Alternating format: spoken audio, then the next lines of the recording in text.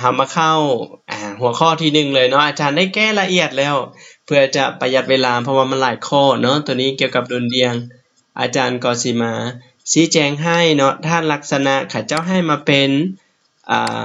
ความดันเนาะปกติเฮาแก้แม่นส่วนหลายแม่นความเข้มข้นเนาะแม่นบ่พัฒนาแม่นนะโดยตัวนี้เขาจะให้ความดันมาแล้วไปซอกหาจำนวนโมล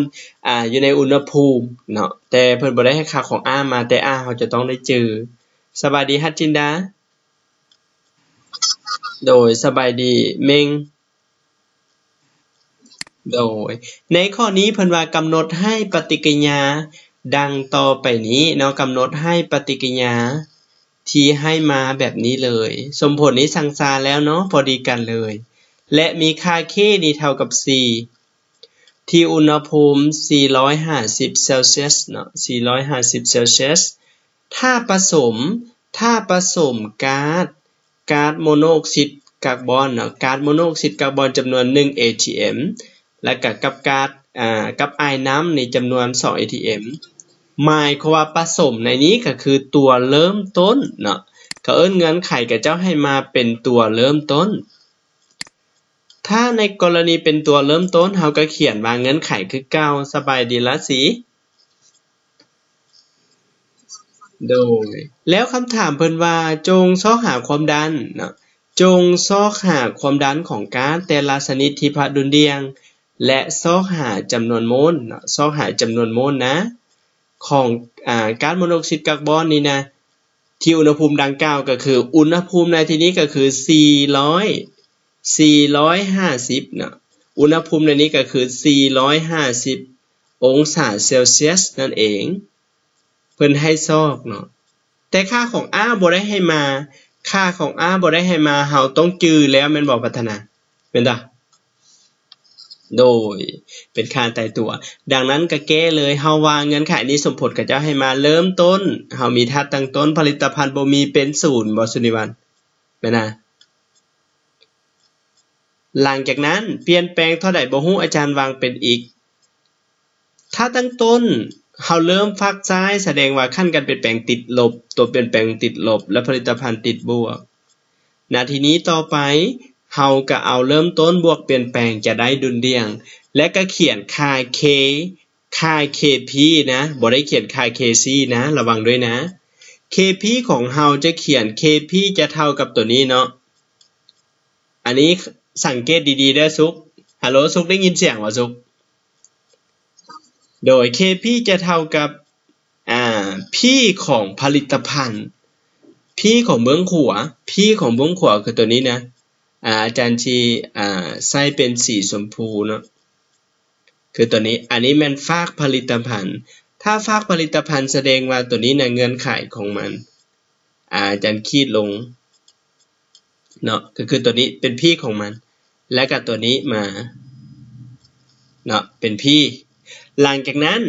ตัวนี้จะเป็นของธาตุตั้งต้นตัวนี้เป็นของธาตุตั้งต้นอันนี้เขียนเฉพาะผู้ที่ยังบ่ทันได้เนาะผู้ที่ได้แล้วโอ้อาจารย์ง่ายแท้เนาะแต่ว่าผู้ที่บ่ได้นี่บ่เคยเห็นนี่มันก็สิว่ายากคั่นแหละเนาะตัวนี้เนาะแล้วก็แทนค่าหลังจากนั้นเฮาก็แทนค่าเข้าไปแทนค่าก็คือเอาผลิตภัณฑ์หารธาตุตั้งต้นเท่ากับ KK เฮาให้มาเป็น4เวลานี้ขั้นตอนนี้ก็คือแก้สมผลขั้น2คือเก่าเนาะแสงอาทิตย์แม่นบ่แสงแม่นนะโดยมาฮอดขั้นตอนนี้ก็คูณเข้าห้ามเด็ดขาดใดบ่แม่นเห็นตัวนี้แล้วอันนี้ขัดกันอันนี้ขัดกันบ่แม่นคนละเรื่องนะอันนี้ต้องอยู่ในรูปแบบสมผลขั้น2อันนี้4เนาะไว้คือเก่าตัวนี้กำลัง2แล้วก็คูณตัวนี้จากผลหยังอันนี้จากผลหารกลายเป็นผลหยังวิมาลา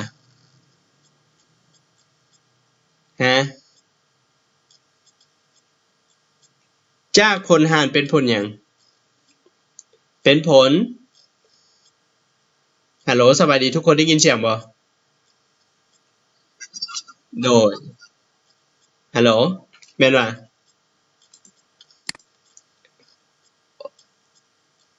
โอเคเวลานี้ก็คูณตัวนี้เขียนไว้คือเก่าเนาะเขียนไว้คือเก่าแล้วก็แก้มาฮอดขั้นตอนนี้ก็คืออาจารย์ย้ายตัวนี้มาก็คือตัวนี้นะฝากนี้มันมีเปรียบเหมือนมันมี1แสดงเอา4ลบ1เหลือ3แม่นบ่พัฒนา แม่นนะดังนั้นเราได้สมผลขั้น2มาฮอดขั้นตอนนี้เราจะแก้แบบใช้ตัวนี้เลยก็ได้เนาะหรือจะใช้คือพวกน้องใช้อีก1กับอีก2ก็ได้หรือใช้สูตรตัวนี้ก็ได้บ่มีปัญหาเด้อใช้สูตรตัวนี้ก็ได้บ่มีปัญหาเนาะตัวนี้เป็นสูตรรวมแต่ว่าส่วนใหญ่ค่าว่าเป็นตำราของอังกฤษแม่นเพิ่นจะใช้ตัวนี้เนาะแต่หลักสูตรลาวเฮาใช้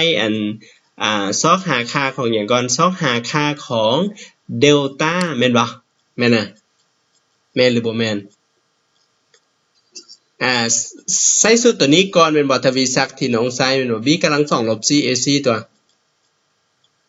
โดยหลังจากนั้นถ้าในกรณี5คัน2ของเดลต้านี้ใหญ่กว่า0ใหญ่กว่า0จะมี2ใจผล x 1และ x 2แม่นเนาะเดี๋ยวเราใช้ตัวนี้เลยก็ได้เนาะโอเคบอละ4เข้าใจบอละ4ฮัดจินดาได้บ่แบบนี้ซึ่งในตัวนี้ก็คือเลขทางหน้าของมันอยู่ในรูปหางของสมผลขั้น2 ax กำลัง2บวกให้ bx แล้วก็บวก c นะซึ่ง x ของเราเท่ากับ3และก็ b ของเราเท่ากับ-12อย่าลืมเครื่องหมายเด้อมีเวลา c เท่า8แล้วก็แทนค่าปกตินะหลังจากนั้นแทนค่าจะได้ตามนี้เลยเราจะเขียนเป็น2เงื่อนไขเพราะอาจารย์วางนี่บวกลบนี่นะแต่ว่าค่าที่เกิดขึ้นมาเราเห็นว่าระหว่าง2ค่าเนาะระหว่าง2ค่าก็คือค่าของตัวนี้เนาะกับค่าของตัวนี้ค่าตัวใดบ่เหมาะสมค่าตัวใดที่บ่เหมาะสม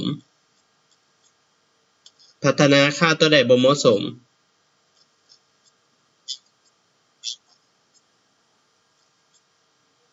อันนี้บ่เหมาะสมสาเหตุบ่เหมาะสมย้อนหยังฮู้บ่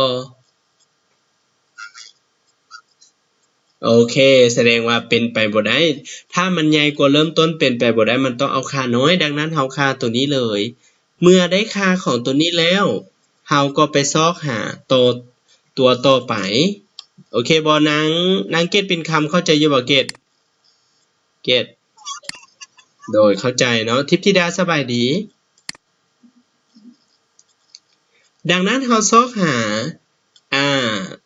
โดยความดันเนาะซอกหาความดันที่ว่าดุลเรียงเราก็ได้คือตัวนี้เลยเพราะอันนี้เป็นธาตุตั้งต้นแม่นบ่ธาตุตั้งต้นเราต้องเอาเริ่มต้นลบให้คือเมื่อกี้อาจารย์ถามพัฒนาถ้าเอา3จุดปลายได้บ่ค่าออกมาเป็นลบก็เป็นไปบ่ได้มันบ่เหมาะสมเนาะดังนั้นเอาค่าน้อยเราจะได้ตัวนี้เลยบัดนี้ค่าผลิตภัณฑ์ที่ได้คือ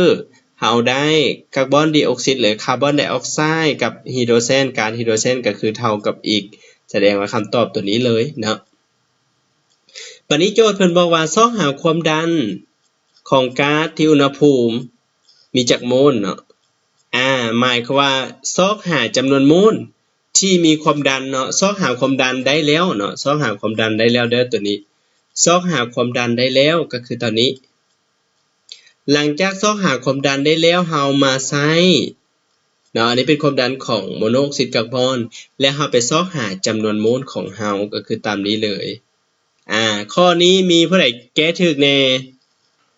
มีคนแก้ถูกบ่ถ้าแก้ถูกแล้วกดให้กดใจเนาะกดใจเนาะผู้ใดแก้ถูกแล้วกดใจรัวๆผู้ใดแก้ถูกกดใจดีทอถูกแสงอาทิตย์ถูกวิมาลาถูกตุลาถูกเกตปิ่นคำถูกแล้วคนอื่นเด้ถูกบ่ โอเคพัฒนาถูกเนาะโอเคนางมะลิกับถ้าเมงถูกบ่มะลิกับเมงถูกบ่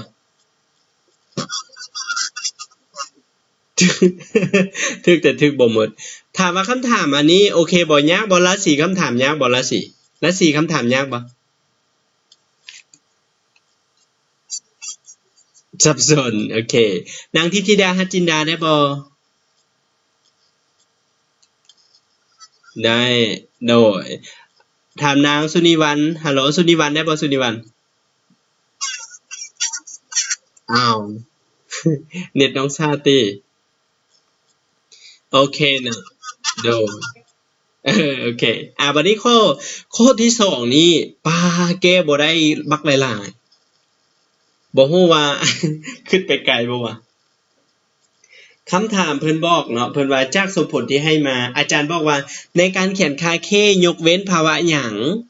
ยกเว้นภาวะหยัง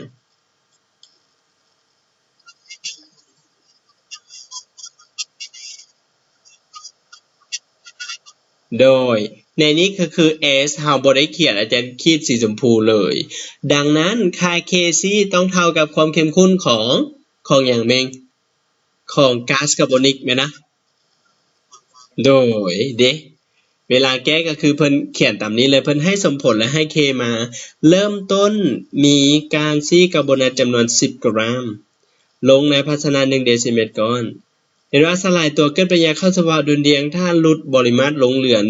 1/3อันนี้เป็นกรณีที่2แล้วลดลง1/3เนาะของปริมาตรเดิม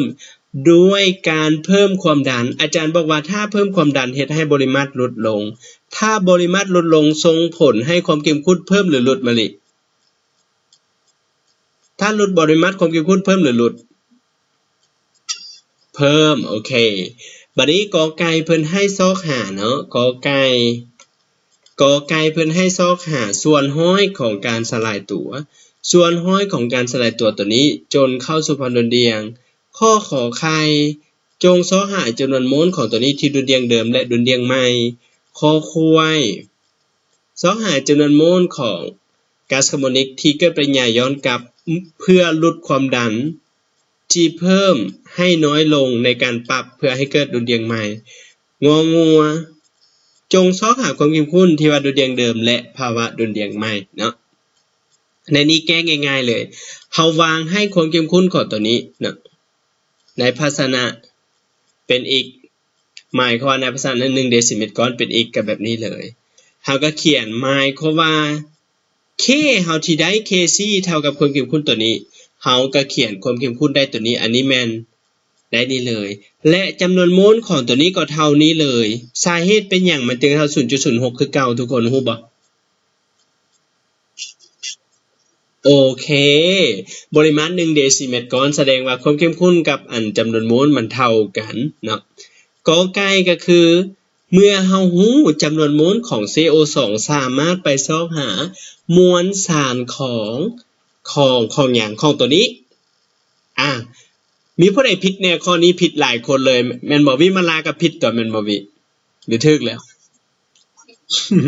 เด้เฮาก็ใช้เห็นบ่ใช้นี่100 กรัม100 กรัมแม่นของหยังอันนี้เป็นมวลสารโมเลกุลของมันเห็นบ่ใช้ตัวนี้100 กรัมจะเกิดตัวนี้อยู่1โมลเกิดก๊าซ1โมลถ้าเกิดก๊าซอยู่ 0.06 แสดงว่าใช้ตัวนี้สลายตัวเท่าใดก็6เวลานี้เฮาไปซอกหาเปอร์เซ็นต์ของการสลายตัวก็คือเอามวลสารน้อยคูณ100หารมวลสารตัวเริ่มต้นก็ได้เปอร์เซ็นต์ข้อนี้มีผู้ใดถูกแน่ฮัลโหลสุนิวันถูกแม่นบ่ข้อนี้น่ะสุนิวันโดยเออ ถูกอยู่โอเค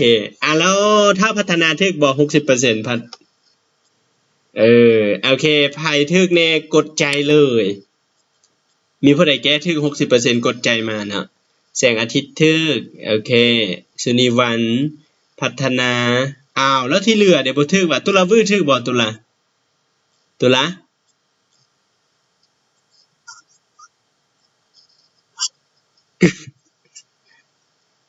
ฮะอะไร69เออคำนวณเลขผิดแล้วโอเคนางเกตเป็นคำออกจากเปอร์เซ็นต์ก็อาจารย์บ่จื้อดิเอา10กะลามไปเทียบมิสเตอร์ทวีศักดิ์ออกจากเปอร์เซ็นต์ทวีศักดิ์ร้านนี้บ่ต้องนางทิพย์ธิดาแก้บ่ข้อนี้ถูกบ่60%บ่ทิพย์ฮัลโหลทิพย์ไปใส่แล้วโอเคต่อไปบัดนี้คอควายก็คืออาจารย์บอกว่าเมื่อลดปริมาตรส่งผลเฮ็ดให้ความเข้มข้นเพิ่มขึ้นอาจารย์วางเป็น y กรณีนี้เนาะก็คือตัวนี้ขั้นการเปลี่ยนแปลงเป็น y จังก็แก้ตัวนี้เลยแล้วก็คิดไล่ออกมาเฮาซอกหาค่าของ y แก้ปั๊บเฮาจะได้ y อยู่ 0.04 เนาะ เวลานั้นที่พระดุลเดียงไม้จะมีตัวนี้อยู่ 0.02 ในภาชนะตัวนี้เนาะแล้วก็ดุลเดียงเดิมจะมีอยู่เท่านี้บัดนี้ขอควายเพิ่นจำนวนโมลที่เกิดปฏิญญาปิ้นกับเพื่อปรับเข้าสู่ดุลเดียงก็คือ 0.04 คือค่าของไม้ที่วางให้ขั้นตอนนี้พวกน้องเข้าใจอยู่บ่ขั้นตอนขอควายนี้เนี่ยฮัลโหลทุกคนเข้าใจอยู่อาจารย์เขียนนี่นะนางฮัจจินดาเข้าใจอยู่ตัวที่อาจารย์เขียนเนี่ยฮัจจินดา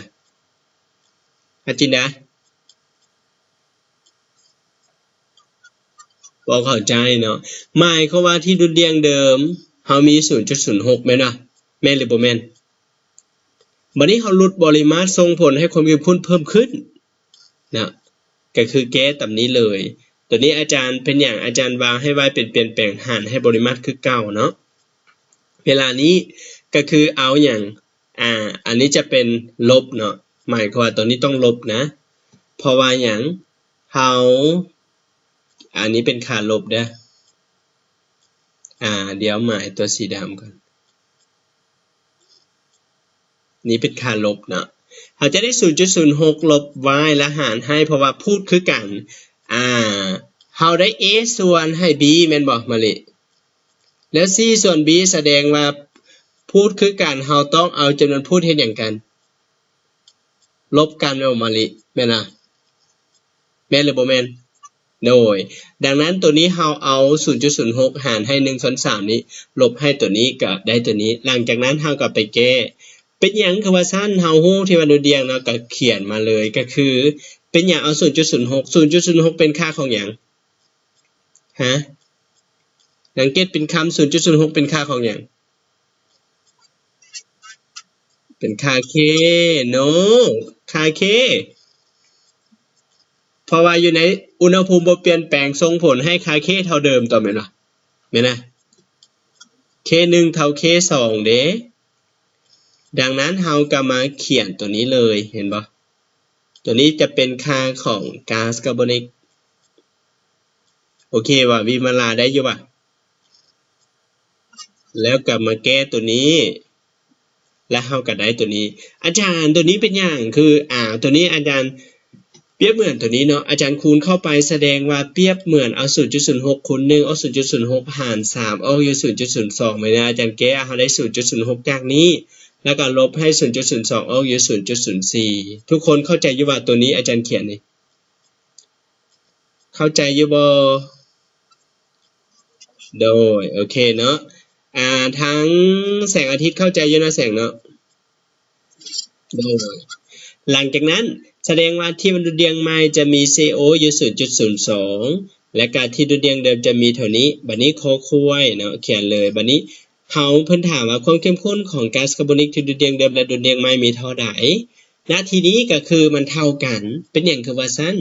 เพราะว่าตัวนี้จำนวนโมลที่เกิดและก็หารให้ 1/3 ก็คือจำนวนโมล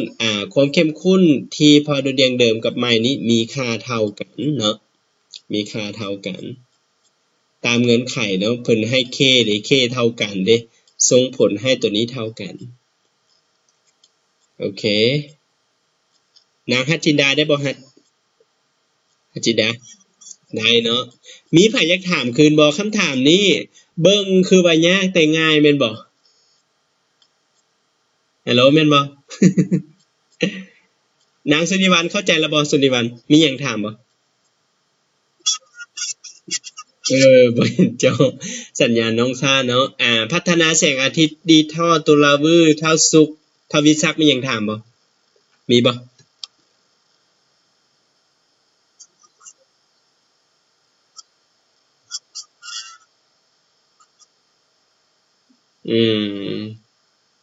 ข้อขอใครวะ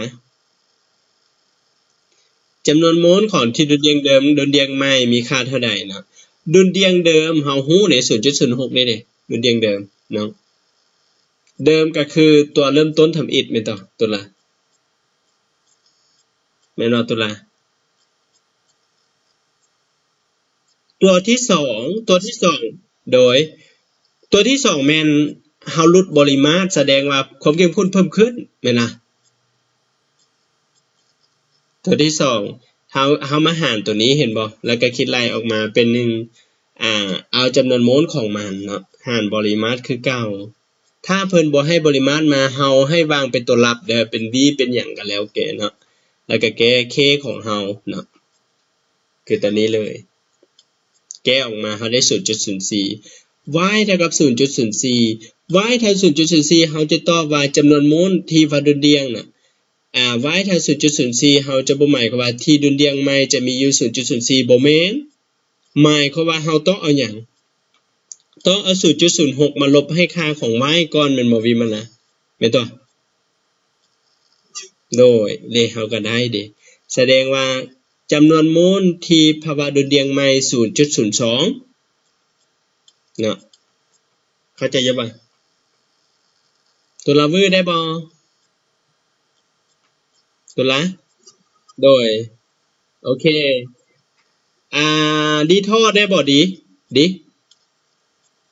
ท่อโดยโอเคขอเสียงนางตุลีได้เข้าใจตุลีฮัลโหลตุลีหายไปเสร็จแล้วเนาะฮัลโหลตุลีเข้าใจบ่สงสัยสงสัยขาดติมื้อนี้คือบ่เห็นเนาะโอเคบัดนี้ต่อไปเลยบัดนี้ข้อนี้หลายคนแก้ผิดหมดทุกคนแก้ผิดหมดทุกคนแต่ละคนมาสังเกตเบิ่งในนี้เนาะเพิ่นว่าเฮาบ่ฮู้ว่าแม่นหยังแต่ถ้าอาจารย์คาดเดาได้ว่าตัวนี้พวกน้องคิดว่าอีกควรเป็นธาตุหยังฮะพวกน้องคิดว่าอีกควรเป็นธาตุหยังลองเดาเบิ่งฮะเป็นมาดได้เนาะเพิ่นว่าเป็นเกลือที่ละลายในน้ำได้น้อยถ้าค่าคงที่ของการสลายตัว KSP เพราะว่าเว้าถึงเกลือแม่นบ่เมงมีค่าเท่า S บางคนที่เท่า8อาจารย์เขียน S นะจงเข้าหาความเข้มข้นของตัวนี้หลายคนแก้ผิดทุกคนมั้งอาจารย์เบิ่งคร่าวๆเนาะจากจุดที่ให้มาฮู้ว่าตัวนี้เป็นเกลือเนาะแล้วก็ในการคิดไล่ของเฮาต้องวางเปรียบเทียบนะพวกน้องกรณีนี้เพราะว่าเป็นตัวรับคือสมผลที่ให้มาแบบนี้แสงอาทิตย์สมมติว่าตัวนี้น่ะเป็นอย่างมันคือเป็น3/2มันบ่วิมาลางงแม่นบ่แม่นบ่เพราะว่าเฮาวางให้ตัวนี้ที่ดุลเดียงเนาะวางให้ที่ดุลเดียงตัวนี้แสดงว่าตัวนี้มันมี2แม่นบ่เลขข้างหน้ามันมี2แม่นบ่ใช้ตัวนี้2จะเกิดตัวนี้2เกิดตัวนี้3แม่นบ่เนาะแม่นนะถ้ามีตัวนี้อยู่ y ตัวนี้จะมีเท่าไหร่อาจารย์ก็ต้องได้เป็น3/2ของ y แม่นบ่เป็นหรือบ่แม่นแม่นบ่ฮัลโหลแม่นบ่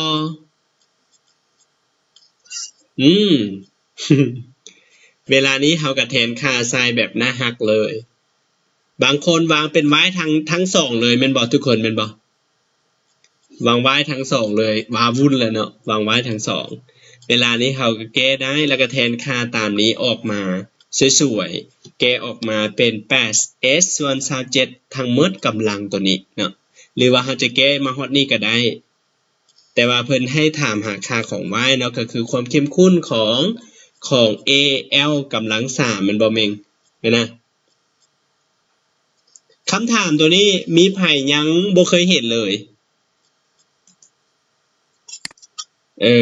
ยังบ่เคยเห็นแม่นบ่มะลินางเกตเป็นคำยังบ่เคยเห็นแม่นบ่คำถามข้อนี้เกตแสดงแปลกแม่นบ่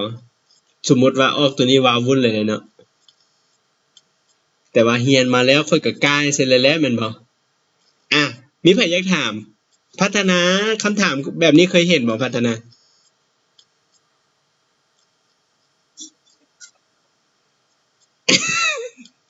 เคยเห็นแต่เป็นเอาโดยเฮาสิวางเป็นหยังก็ได้สุดแล้วแต่เนาะโจทย์จะถามมันหยังก็ได้สร้างมันเนาะเฮาจะให้เป็นตัวเลขหรือเป็นตัวรับก็สุดแล้วแต่อันนี้เป็นคำถามโอลิมปิกเนาะเข้าใจแล้วบ่นางฮัจจินดาได้แล้วบ่ฮัจจินดา โอเคโดยอ่าโดยถามว่า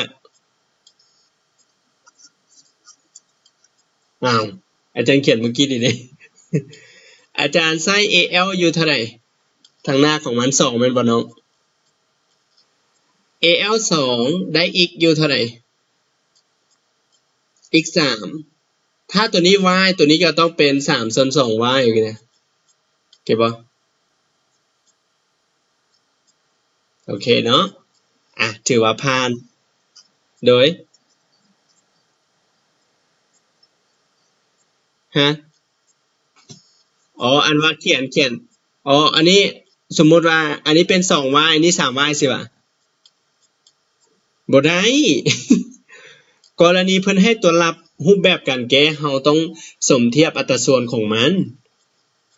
เพิ่นวางเป็นตัวรับดีเด้โอเคแต่อาจารย์เชื่อได้ว่าพวกน้องเลขกำลังคงจะบ่มีปัญหามันบ่วิมาลามีปัญหาบ่เลขกำลัง มีบ่เออ a ส่วน b กำลัง3แสดงว่าอาจารย์เขียนเป็นเนี่ยเป็น a กำลัง3ส่วน b กำลัง3แม่นบ่เห็นบ่ตัวเลขบ่คือกันเด้เฮาก็แยกตัวนี้ออกมาคงไม่มีปัญหาเนาะแก้ออกมาได้ละส่วนสำหรับข้อตัวนี้ข้อนี้จะพิเศษหน่อยนึงเนาะข้อที่4จะพิเศษหน่อยนึงนะทุกคนข้อที่4เพิ่นว่าจากการวิเคราะห์ถ้าตัวอย่างตัวนี้คำถามพิเศษเด้อ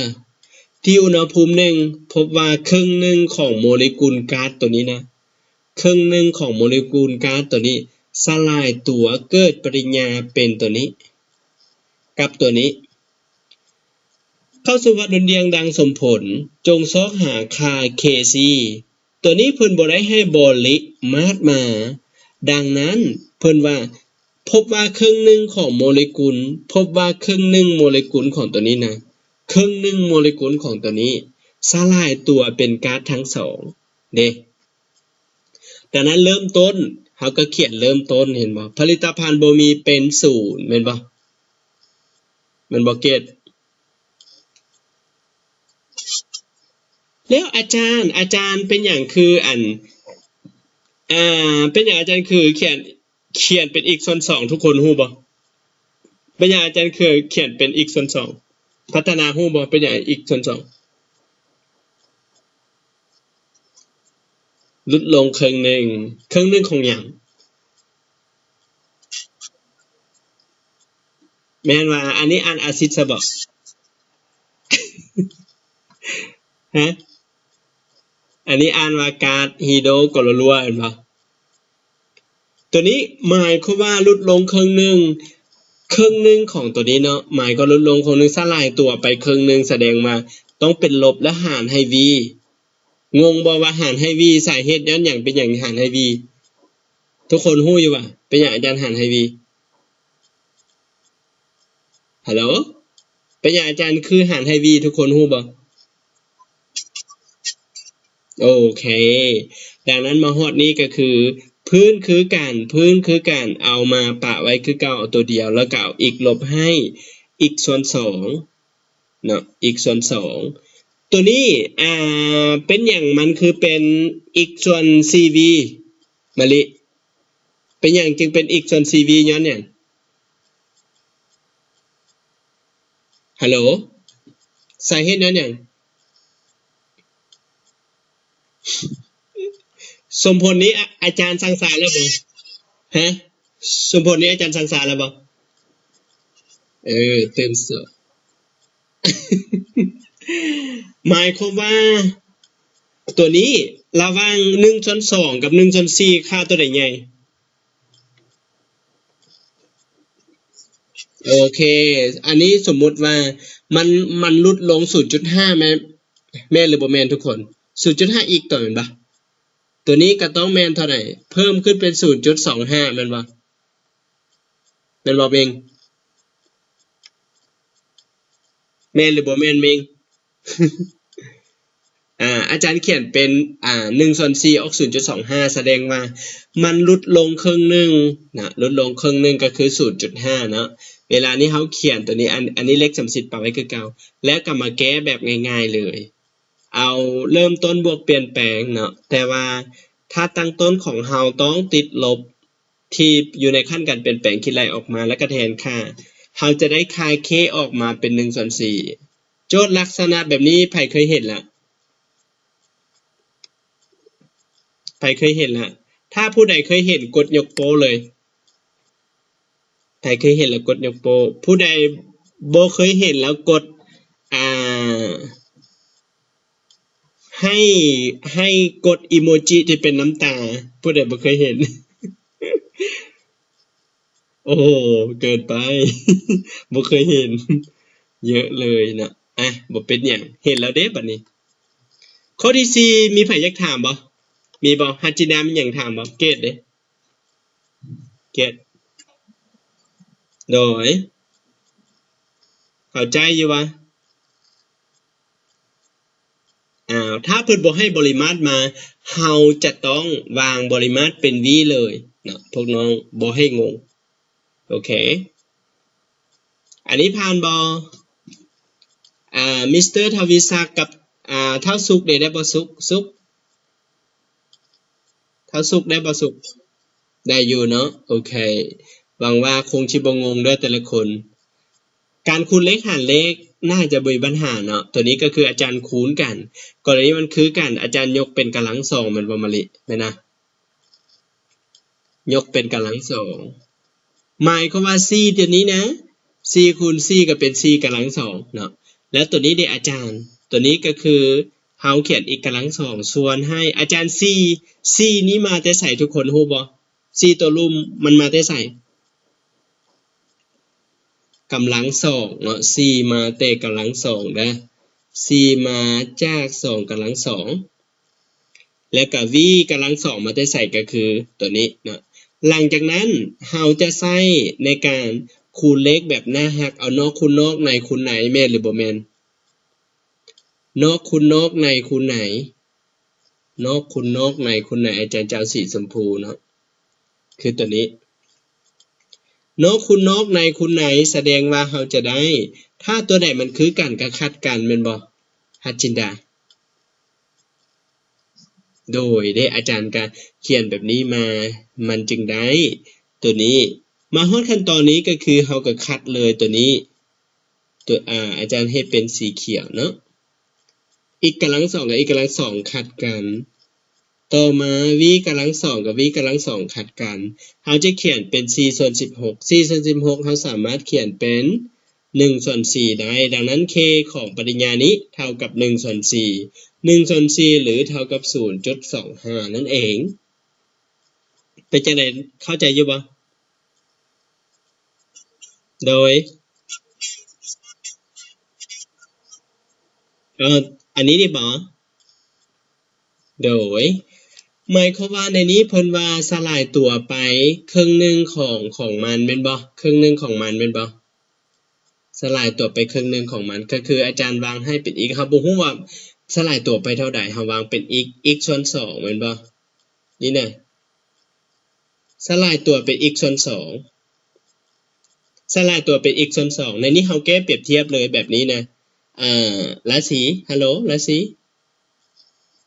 คือตัวนี้อาจารย์สลายตัวเนาะอาจารย์เขียนเป็นนี่นะอาจารย์จะมี x แม่นบ่ x ส่วน v แม่นบ่แม่นนะที่จริงถ้าเฮาเปรียบเทียบเฮามีอยู่2อาจจะเขียนเป็น2เนาะเลขสัมประสิทธิ์ตัวนี้ขั้นการเปลี่ยนแปลงต้องเทียบกับเลขสัมประสิทธิ์มันบ่เมงจืออยู่อาจารย์สอนให้เมงโดยแสดงว่าอาจารย์ใช้HCl นี่2โมลจะเกิดตัวนี้อยู่1โมลแม่นบ่เมงบัดนี้ถ้าสมมุติว่าอาจารย์ลดลงเท่าไหร่ x ส่วนหยัง x ส่วน2ตัวแม่นบ่แม่นน่ะเฮาจะได้นี้อยู่เท่าไหร่ฮะอาจารย์ได้ค่า x ส่วน4แม่นหรือบ่แม่นแม่นน่ะเด้อาจารย์วีมันได้ใส่อาจารย์หารปริมาตรหั่นน่ะและ4เข้าใจเนาะและ4เนาะว่า x ส่วน4มันได้ใส่ โอเคก็คือไซส์ตัวนี้อยู่2เราเทียบ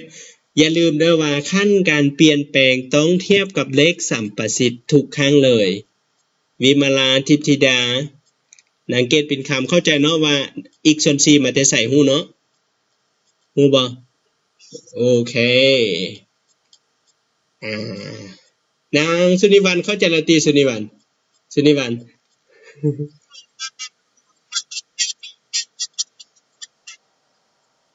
ฮะ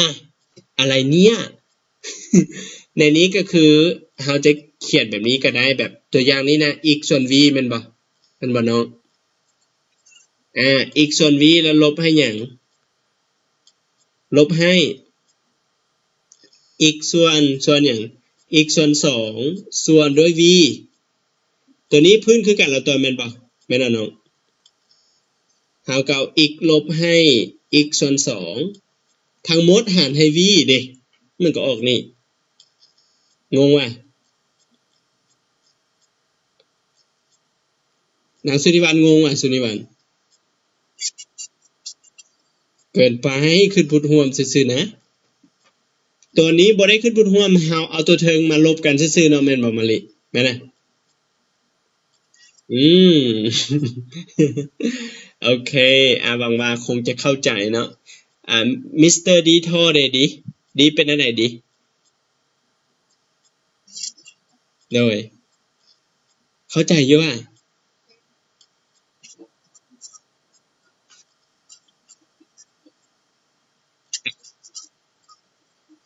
อ๋อนี่เพิ่นว่าอ่ที่อุณหภูมิหนึ่งพบว่าครึ่งหนึ่งของโมเลกุลตัวนี้นะสลายตัวครึ่งหนึ่งโมเลกุลตัวนี้สลายตัวไปเป็นตัวนี้ครึ่งหนึ่งแสดงว่าเป็น1/2แม่นบ่แม่นบ่น้องแต่แต่อันว่าแต่ว่าครึ่งหนึ่งของโมเลกุลตัวนั้นน่ะมันมีเท่าไหร่ครึ่งหนึ่งโมเลกุลของตัวนี้ก็คือครึ่งหนึ่งของมันจะต้องเป็น1แม่นบ่น้องแม่นน่ะแต่เฮาวางเป็นอีกนะเฮาบ่ฮู้ว่าเท่าใดเด้เฮาก็ต้องวางเป็นตัวรับต่อเฮาเริ่มต้นมาแล้วก็เปลี่ยนแปลงไปเนาะแล้วก็แก้ออกมาเฮาจะได้ค่า k เท่านี้เนาะโอเคเป็นจังได๋เข้าใจแล้วเนาะโอเคส่วนตัวนี้มันอาจารย์สอนเมื่อวานนี้อาจารย์แก้ละเอียดคืนใหม่แล้วส่งให้เนาะสำหรับผู้ที่หากเอาเข้ามาหรือว่าเบิ่งแล้วก็จริงเนาะแต่ว่าต้องให้ได้เพราะว่าตัวนี้นะเป็นหัวข้อที่สำคัญเลยพวกน้องเป็นหัวข้อที่อาจารย์จะต้องได้โฟกัสเพราะว่าให้ได้หั่นน่ะหวังว่าแต่ละคนคงจะเห็นขอบเขตที่อาจารย์กำหนดแล้วแม่นบ่วิมาลาเห็นบ่ที่อาจารย์ลงกลุ่มนะ โดยอันนั้นเป็นขอบเขตการศึกษาแนวโน้มเนาะถ้าเชื่อมโยงข้อมูลได้ก็มีโอกาสเนาะสิ่งสำคัญก็บ่ต้องให้แบบว่าตื่นไปทอกเวทีหั้นนะบ่อยากให้ตื่นโอเนาะถ้าตื่นแล้วบ่ได้เนาะตัวนี้แม่นข้อมูลมันเคลื่อนน้อยนึงก็คืออันนี้เป็นค่าของ A นะทุกคนนะเริ่มต้นของ A นะอันนี้เริ่มต้นของ B อันนี้เริ่มต้นของ C เนาะเริ่มต้นของ C เป็น0หลังจากนั้นมาอันนี้ขั้นการเปลี่ยนแปลงเนาะแต่ว่าเขาเห็นว่าเพิ่นว่าที่พาดุเดียงเป็น2ก็คือเมื่อวานนี้อาจารย์อธิบายแล้วแต่ตัวนี้อาจารย์แก้ละเอียดให้เพื่อให้พวกน้องได้ไปทวนคืนง่ายขึ้นเป็นข้อสอบที่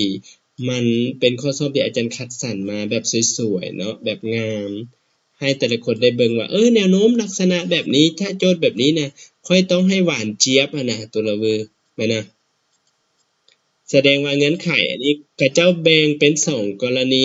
ก็คือ2การทดลองเนาะ2การทดลองแต่ว่า mn xyz นี่บ่มีปัญหาเนาะถ้าในกรณีนี้เฮาสามารถตอบได้เลยบ่ว่า m มีค่าเท่าใด m มีค่าเท่าใดเมงฮัลโหลเมงค่าของ m เท่าใดเมง0.02 เนาะตัวนี้เป็นค่า 0.02 ขีดไว้ให้เบิ่งเนาะโอเคแล้วบัดนี้ค่าของ n ได้เท่าหยังค่าของ n 0.04 สาเหตุเป็นหยังค่าของnคือเพิ่มขึ้น โอเคเลขสัมประสิทธิ์ของมันมีอยู่2เนาะโอเคเราก็ได้ตัวนี้เลยวันนี้ต่อมาอาจารย์บอกว่าถ้าอุณหภูมิบ่เปลี่ยนแปลงส่งผลให้ค่า k ของมันกับบ่เปลี่ยนแปลงคือค่า k ของมัน k 1เท่ากับ k 2เสมอแม่นบ่เกตโอเคดังนั้นก็แก้ออกมาทีนี้เราเห็นค่าของ x กับ y ควรมีค่าเท่าใด x กับ y ก็คือเราสามารถคิดไล่ตัว p ได้เนาะค่าของ x กับ y คิดไล่ออกมาในกรณีนี้โจทย์ตัวนี้น่าฮักได้เพราะว่าอย่างกำลังสองของมันขัดกันเนาะกำลังสองมันขัดกันก็คือตัวนี้มันขัดกันเมื่อมันขัดกันปั๊บเหลือแต่ x มันติดลบแสดงว่าเราก็ถอนออกมาเราได้เท่านี้แต่ว่าสามารถตอบเลยได้บ่ว่าค่าของ z เท่ากับ 1.2 คูณ 10 กำลังลบ 2ตอบบ่ได้เราต้องได้คูณ2แม่นบ่พัฒนาโดยโอเคแสงอาทิตย์เข้าใจเนาะแสงเนาะแสงโดยบัดนี้ข้อนี้เป็นข้อที่พิเศษพวกน้องอาจารย์บางผู้ที่เรียนอาจารย์มาแล้วเห็นแล้วเนาะก่อนขั้นนครหลวงเนาะอาจารย์ได้แนะนำแล้วมันบอกข้อนี้มันมาแต่หลายคนเข้ามาสิ่งระดับศาสตร์อาจจะงงอาจารย์โจทย์ให้มามันให้ความเข้มข้นมาอาจารย์คือให้ปริมาตรมาอีกถ้าในกรณีโจทย์แบบนี้เนาะเพิ่นให้ x y แล้วก็ได้ z กับ a เมื่อนำเอาตัวนี้มาจำนวนเท่านี้นะนำเอาตัวนี้มาจำนวนเท่านี้ x นี้นะsorry แป๊บหนึ่งนะ x ของเราเท่ากับ 0.01 ปริมาตรมีอยู่3ผสมกับ y ผสมกับ y ที่มีความเข้มข้นเท่านี้และกับจำนวน3และจะได้ธาตุ z ความเข้มข้นเท่านี้ปริมาตรอยู่นี้และก็ได้ a อยู่ a เท่ากับ am นะ am คือ a ความเข้มข้นนะ m เป็นหัวหน่วยโอเคแล้วปริมาตรเท่านี้เวลานี้มาผสมเข้ากันเพิ่นว่าจะได้ระบบดลเดียงพอดีซึ่งมีค่า kc ได้ 0.14 ถามว่า a มีค่าเท่าใดก็คือซอกหาความเข้มข้นของอย่างความเข้มข้นของธาตุ a ที่ภาวะดลเดียงนะทีนี้ก็คือให้พวกน้องไปแก้ต้องเอาปริมาตรมาตัวนี้ปริมาตรต้องใส่นะวิมาลาวิเห็นบ่ปริมาตรของมันรวมกันเท่ากับ100ซนก่อนเนาะหลังจากนั้นตัวนี้เป็นการผสมกันแสดงว่าปริมาตรเพิ่มขึ้นส่งผลให้ความเข้มข้นของมันเป็นเท่าใดเนาะในนี้ก็คือผสมอยู่ในธาตุละลายเมื่อรวมกันเราได้ไปสอบความเข้มข้นของแต่ละตัวก่อนในนี้เนาะได้นี้และก็ได้นี้ซึ่งว่าตัวนี้การมาหารกันออกมาได้อยู่ a ส่วน2 a ส่วน2มาจะใส่ฮู้บ่ฮัลโหลตัว a ส่วน2มาจะใส่มะลิตัว a ส่วน2มาจะใส่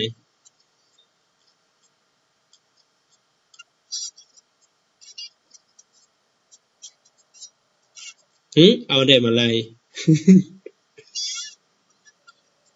โดยแสดงว่าเอา50หารให้100ออก2แม่นบ่โอเคเราได้ a ส่วน2เวลานี้ก็เขียนค่า k เลยในนี้เพิ่นให้เป็นธาตุละลายทั้งหมดเนาะเราก็เขียนค่า